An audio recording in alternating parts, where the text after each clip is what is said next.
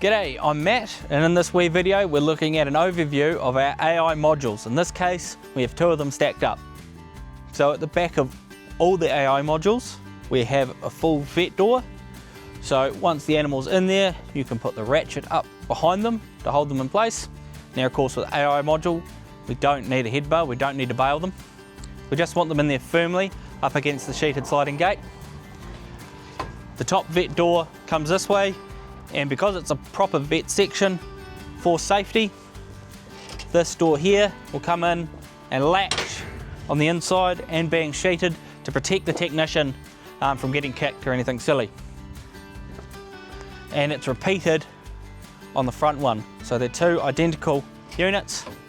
The door that comes this way, a door that goes this way, and latches in place in there.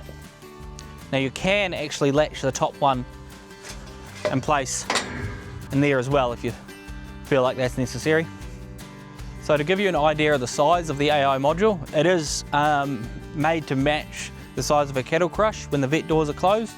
So from the front of your sliding gate here to your vet doors when they're closed is 2.2.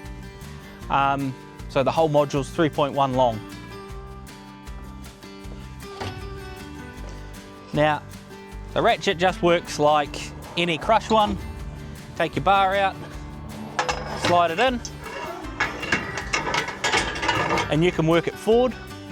And like all of them, it has the collar on it, so it can't get shot out on you.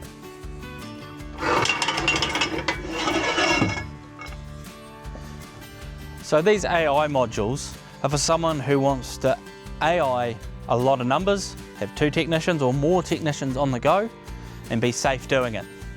So you can stack these up. We've got 2 here, other places we've got 4 lined up. If you just want 1, no problem, it's all modular. So if you want to know more about these, give us a call.